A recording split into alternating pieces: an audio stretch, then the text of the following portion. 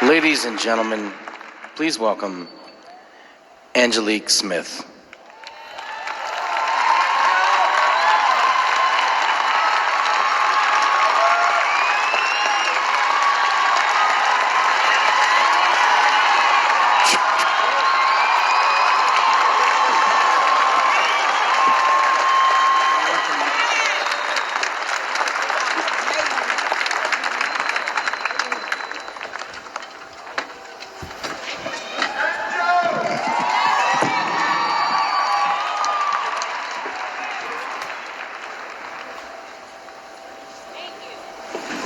I just want to say welcome. I couldn't write anything because every time I started writing, I could only write about 3 sentences and then I would get brain freeze. But I want to do something that is very new to me, so you have to give me a minute. Okay, we're going to start here. Where's Dawit? Dawit, come join me, please.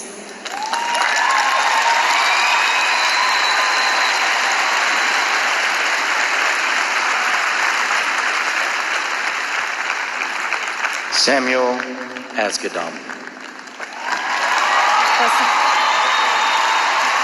They think you're Sammy.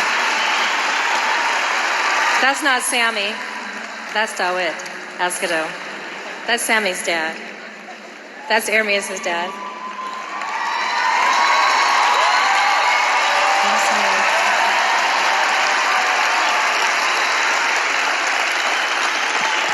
Okay, I know that we are all divine creatures. We are all divinity within. We don't need to look to the sky for a God. God is within.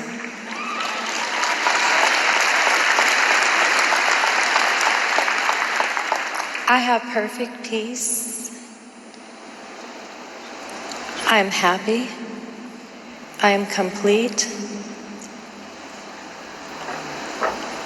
I am strong.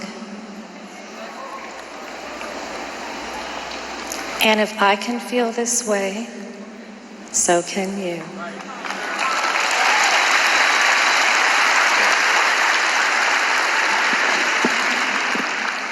We call on the Creator of everything and on Mother Earth who sustains us. We call on the energies who guide and protect us as we make our way in life. We call on our ancestors to join us at this service. Joseph Boutte, Reginald Boutte, Augustine Green, John Green, Asgadom Gabrihet, Gesai Asgadom, Masfin Asgadom, Amlaset Gabrihet, and Alam Geldkin. Okay. And we ask those ancestors. Okay, first of all, I'm supposed to say Ashe. So we called on the ancestors, so say Ashe. And now I pour libations to the ancestors.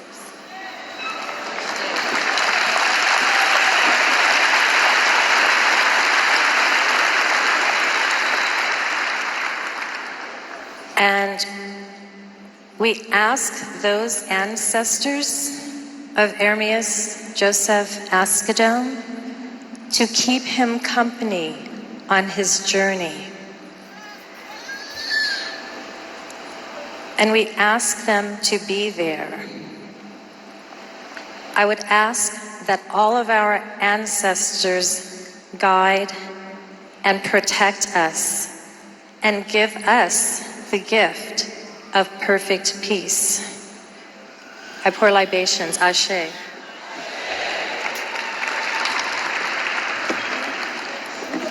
Okay, then next what do we do?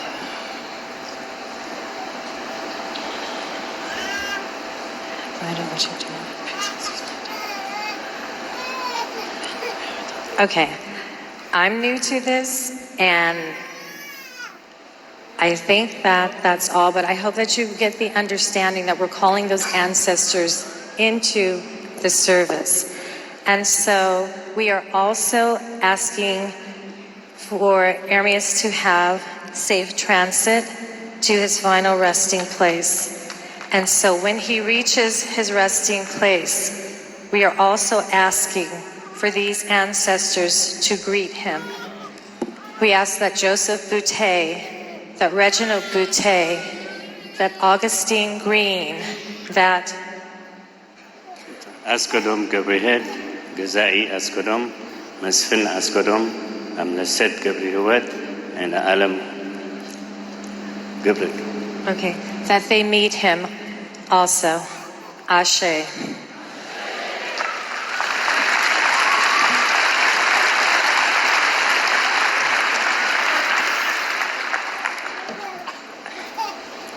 I want to tell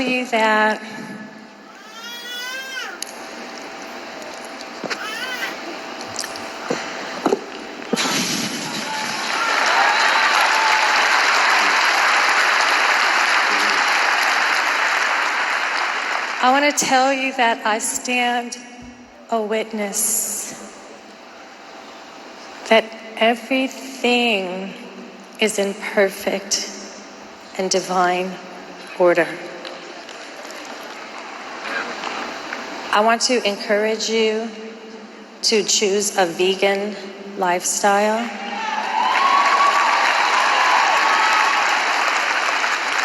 I want to encourage you to limit your use of alcoholic beverages and narcotic substances. I want to tell you that we come from royalty and regality. I want to tell you that we are a very loving and kind and spiritual race of people. I want to tell you that we are very traumatized and we are very pressurized people. I want to tell you that I didn't have an easy life. My dad was a functional alcoholic, and since the time I was 5 years old, I had a lot of problems, and I knew that I was witnessing domestic violence, and I promised that I would never do that. I ended up marrying a man who abused me, and everything that damaged me damaged Ermias. I conceived Ermias on my birthday, November the 15th. He was born exactly 9 months to the date after I conceived him. Ermias was so close to me spiritually. I felt him coming. I knew that I was going to get pregnant on my birthday. And I did, and Ermias came. I had not slept for 2 weeks leading up to this event on Sunday. But the Spirit spoke to me on Sunday morning at 5:30 a.m. and had me ask, "Why is your spirit troubled?" My mother called me and told me that she thought that there was a problem at the shop because Samuel had gotten up and run out of the house without saying a word. When I went there, I had perfect peace. When the police officer told me that the person had been shot was Nipsey Hussle, my spirit said, "Oh, that's it." Okay? So I just encourage, I never thought, I started going to an African spiritual science church, and that resonates with me. That resonates with me. It's called Crest, K-R-S-T. You can go online and listen to their archive podcasts, okay? Arius was he had such beautiful energy. He's intelligent, he's radiant, he's a superhero. I'm gonna tell you a story. I was living as a single mother with the boys, and I just thought that I didn't need a man, because I could make my own money. You know, I had bought my own house, because Nana told me you could only move back in with me if you save your money and buy a house. So I learned how to change my oil. And I thought that I was just that woman. And I got the right weight oil, I used the dipstick, I put the oil in the engine, and we drove from 60th and Rempah to Slauson, right across the street from Ladera Park, near Windsor Flores. And all of a sudden, smoke started coming out of my engine. My engine was on fire because I had forgotten to replace the cap on the oil receptacle. So the oil had spewed out all over my tubing and everything, and my engine was on fire. Do you know that Ermias did not hesitate? He was like 8, 9, or 10.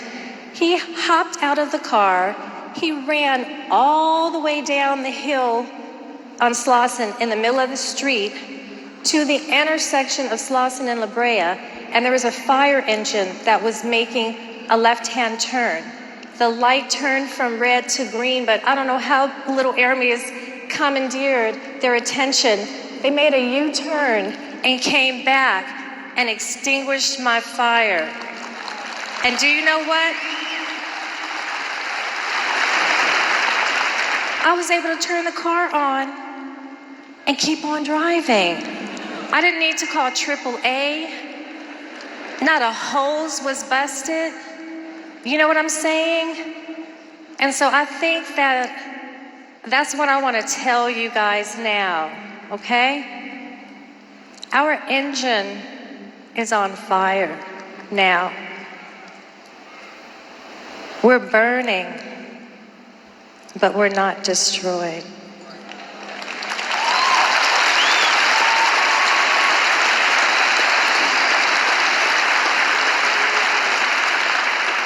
And just lastly, I want to say that Ermias was a legacy.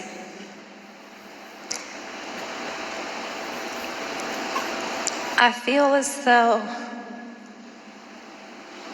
you know, when we had our closure conversations, my mother and I are very intuitive. We have a knowing of the coming and the going of death. And so we knew that death was coming to our family. My mother and I, we discussed it many times. So many times that we discussed it in the presence of Khalil. And my mother said that she had been praying that God would take her because she was the last of 9 siblings. Her 4 brothers and her 4 sisters had predeceased her. My father is gone. My brother is gone. My mom said just about all her neighbors have passed on. So she said when she talks to God, she tells him, I've lived a good life. I'm not afraid of death. So whenever you're ready to take me, I'm ready to go. My mother was that was her message. She's a junior pack rat, and I'm a senior. She's a senior pack rat, and I'm a junior pack rat. She's collected so much stuff in her house that her bedroom, you stub your toe just trying to walk from the door to her bed. So she said she's not going to sleep in her bedroom because the paramedics would have too hard of a time getting to her there. So Nana has actually been sleeping on the day bed in her dining room because she thought God was going to answer her prayer and take her first. But that was not God's divine perfect order, you see. He took Ermias. I think of Ermias, and I think that Ermias knew, and we knew too. We knew too. Ermias, he was the kind of person that he was very busy and, had a lot of things going on. And I would text him, and he would answer all of my texts. And I would call him, and he wouldn't answer all of my calls. But all of a sudden, Ermias started texting me, "Hey, Mom, I love you. I'm just sending you some positive energy for your day. I hope that you have a beautiful day." I felt spiritually in my soul as if Ermias was going to leave. And we had closure conversations through text messaging with one another. And I think that Ermias knew too, because Ermias was doing things differently. My mother said that Ermias was going to her house with Imani every morning on the way to drop Imani off at school. And he was bringing Imani a drink. He was bringing my mother a green drink. And then he would tell my mom, "I love you, Granny." And he would give her a kiss, and he would tell her, "If there's anything you need, let me know." And I just told Ermias, I said, "Ermias, let me know." Now, this was a Saturday before he passed. I said, "Ermias, let me know if you need me to pull up on you with some good, nutritious food." And then I wrote salad, and I had a little salad emoji, because he tells me I should open up a salad restaurant. I could kill the game. He loved my salads. And then I just told him my heart, and in my phone, Samuel's telephone number saved under heart. And I said, "My heart feels as if there's possibly heaviness in your heart and soul." And in my phone, Ermias' contact is listed under soul.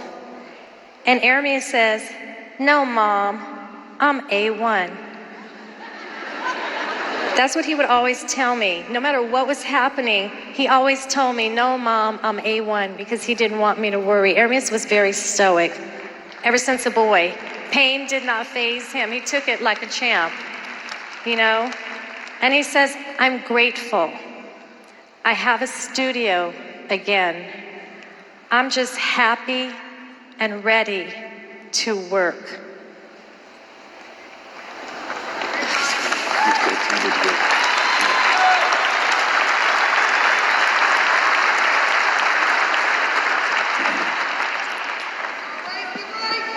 I'm very proud of my son.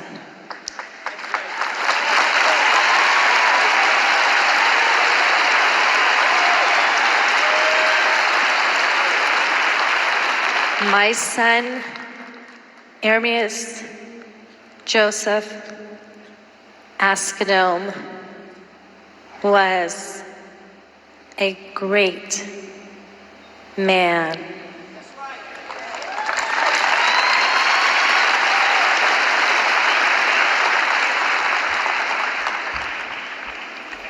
On this past Christmas, I drove Ermias to an address on 6th Avenue on the other side of Southwest Drive, just a short distance from my mother's home, to drop him off and pick up some ATV type vehicles.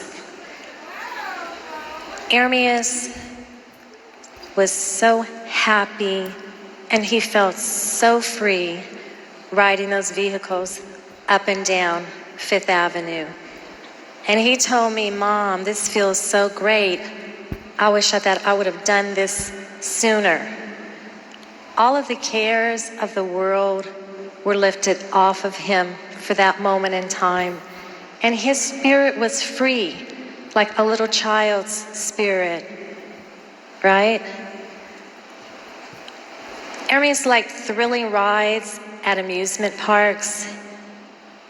And so I'm not really sad, because Spirit had already prepared me for that which was coming.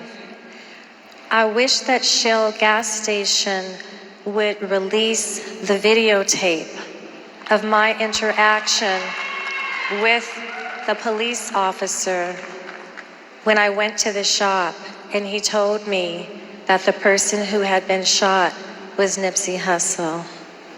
I was in complete composure and total peace, you see, because I had been walking to my spiritual drumbeat that whole weekend.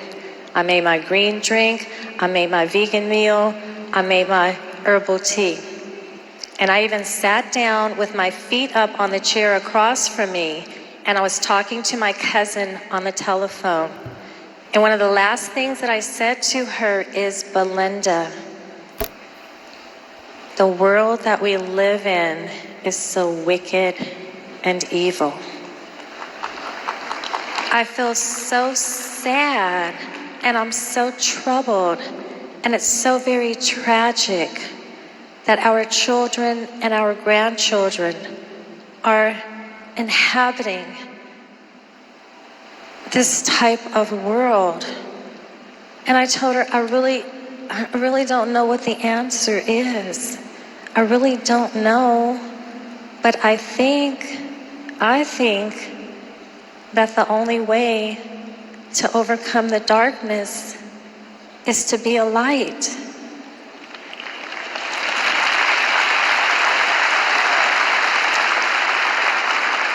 We have to be the light of change that we want in the world. And then shortly after that, I got off the phone and I went to get dressed and everything. I took my shower, I got dressed, and I was bending down to get the blow dryer and the curling iron out of the bottom cabinet in my bathroom, just like this. I'm standing up. I'm coming in a position of ascension, just as the telephone rang, and it was my mother calling. And when death comes our way, my mother has a certain tone of voice, and it's frightening to me because I know that tone of voice means that death has come. And my mother asked, Angel, are you busy? In that tone of voice. For the first time in my life, that tone of voice did not frighten me. And I told her, oh no, Mommy, I'm not busy. I'm on my way. I'm just standing up from picking up the blow dryer and the curling iron. I'm on my way to your house. And she says, well, something has happened at the shop. You see, I already felt like I was in the right place. I was ascending, okay? I have ascended, okay? You have to find a way to ascend also.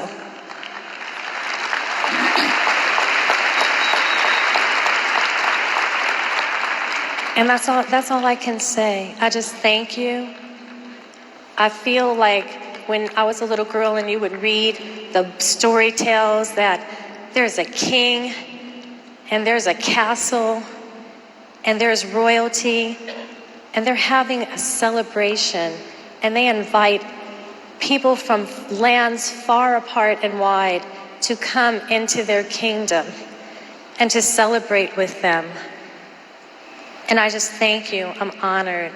And I know that if Ermias can look down on us, that he's very honored also. He was very humble. And I'm just glad that the legacy of love that my mother started and that she passed on to me, that I passed on to my son. And since he was in the public arena, that he passed some of the love in his heart into the love that's in your hearts. So let's water the seeds of love that Ermias displayed to you, that you know that you have planted in your heart. Let's water that love and let it grow. And what I was gonna say, one last thing and I'll let you go. I did get a little teary-eyed when I laid down about the third night after Ermias had made his transition. And I started to cry because I was thinking about I could never be in Ermias's electromagnetic ray field. He had an aura around him that if you sat with him, it gave you power and energy. It like filled up your spiritual tank.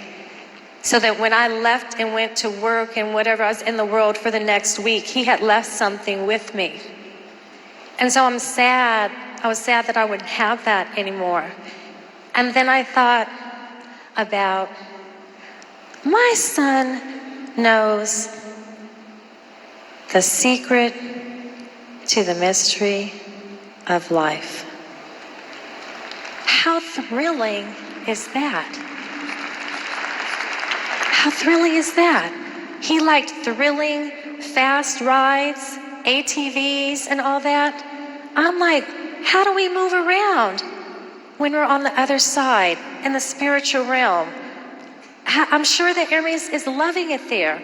I think it's like a Pirates of the Caribbean ride. It's dark, and I always wanted to get out and get the jewels out of the treasure chest. So when I think of death from the perspective of Hermes, it doesn't hurt, you see, because the ego is what hurts us. So when we can get me, I, my, and mine out of our thinking and think about, what is the other person feeling? What is the other person thinking? What is the other person experiencing? What is the situation all about in its fuller spiritual context?